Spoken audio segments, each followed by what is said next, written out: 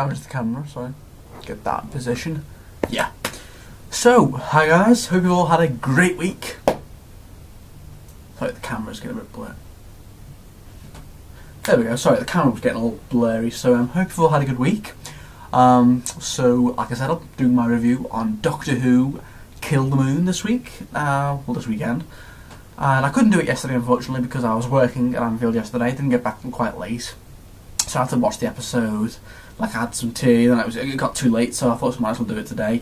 So yeah, now, I think this episode was a bit of a mixed bag, if I'm being honest. I didn't know quite to think of it. A lot of people were saying this was going to be like the defining chapter of the season, and it is a bit of a game changer, this episode, in terms of the season so far, Doctor Who, because a lot does happen in terms of relationships and like the future course of Earth and the Moon. So the storyline basically is that the Doctor and Clara, and they're taking on a kid who they met in the last episode. She's part of the school. Basically, they all go to the Moon, and they bump up along with a group of explorers who are trying to find out something bad is going on the Moon. It's like the mid-21st century, and they bump into a base, and there's all these evil spider creatures, very reminiscent of the Arachnos, and the Planet of the Spiders with John Pertwee's final episode. And the episode made it look like they were going to be like the big, creepy bad guys, but they're not. They're really not. You have like 2, maybe 3 moments with them, and that's it. See, the main plot of the episode is that I love the plot how basically the Moon is an egg, and there's a giant creature in the Moon, and it's hatching, you know, flourishing out, and they've got to decide whether or not to kill this creature or let it live. And it's a big decision, and the Doctor's like, no, this is up to you guys. I can't alter this. This is a fixed point in time that it's up to you guys to decide what happens. And he just gets off in TARDIS. And you're like, whoa, okay, it's up to Clara. And yeah, you can really it takes a toll with Clara. And the bit where she tells Earth to turn off the lights or leave them on deciding whether to turn the creature off, that was really intriguing. And it was a new writer, I think, for Doctor Who this time around. The guy that wrote this episode, he's a new writer, and I like this guy. I want to see him do more. So yeah, I wouldn't say it was scary. It wasn't a very scary episode. I mean, there was that one scary moment where they were in the dark and you hear the spider creeping, but that was it, really. I wouldn't say this was a very scary episode, but it was intriguing, you know. It had some really heartfelt moments, but and the ending, well, I'm going to talk about spoilers because I'm sure you all know, there is a bit of a game changer in terms of how you let the creature live. Basically, the whole plot that you think the Moon is just one big egg, and they let the creature live, it explodes. Clara's like, oh, and she's not happy with the Doctor one bit, because when they return, her and the Doctor have a big fallout on the TARDIS, and boy, it's big. Great acting from Jenna Cohen once again. She really kicks out of the park. Great acting. She's crying her eyes out because she's really upset with the Doctor for just leaving them. And I don't know whether it's kind of alienated the Whovian base this episode, because I just thought it was alright, but a lot of other people thought that this was a terrible episode and that Clara needs to F off right now. There's another guy called Emergency Awesome. I love the guy, he reviews Doctor Who too, and he said he doesn't understand why Clara gets so upset with him, because and this is a good point. The Doctor's not there to hold your hand all the way, okay?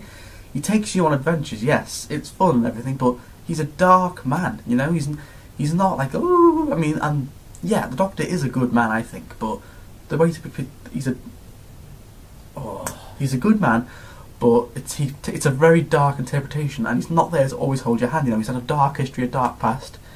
He's lived for over 2,000 years, and not all of them were good. You know, like Peter Capaldi says, and that's what he's like. You know, he's not your little father.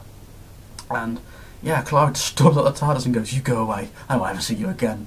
Peter Capaldi, the Doctor's just speechless. He's like, "What did I do wrong?" He's like, "I'm helping you, but." So yeah, Clara's no longer, I guess, a companion in the TARDIS, but the rumour is that she's going to be leaving in the Christmas episode. But yeah, it's a bit of a game changer. I thought it was an alright episode, a bit of a wasted premise on the monsters, because they looked like they were going to be the big creatures, and that didn't really happen. But the plot was intriguing enough, I thought. The acting was good. There's a few plot holes, like how the creature could lay the Moon, the size. It was a normal sized egg, you know. What? Because what? There's a lot of people complaining about that. Like how the creature could lay an egg that was the same size as it was. Right afterwards, Okay.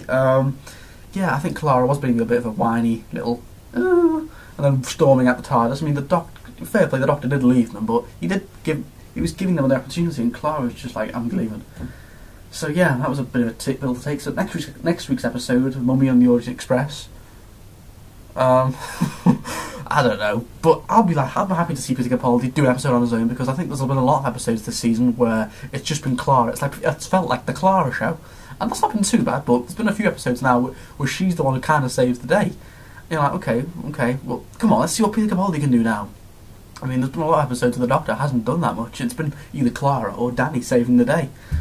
So this episode we'll finally see the Doctor on his own do something, and maybe leading up to the big finale now with the Promised Land. So I'm with Missy. So yeah, guys, I will give Doctor Who Kill the Moon I'll give it an 8.7 out of 10. I thought it was a good episode. I enjoyed it. So next week's episode looks intriguing enough. My mate's auntie's in it. I've got a mate called Josh, and his auntie, she's an actress. She was actually in this episode, so I'm watching out for her. So yeah, thank you guys if you're watching. Hope you all have a great week next week, and I'll see you on Saturday, I assume. I bought Alien Isolation, and I'm going to be doing a review on that soon. Well, I haven't bought it yet, I pre-ordered it. It'll be coming next Wednesday. So I might do a review on that soon, next weekend, or the weekend after that, depending on how long it takes me to complete it. Can't wait. So until then, guys, have a nice week, and I'll see you next weekend. Bye.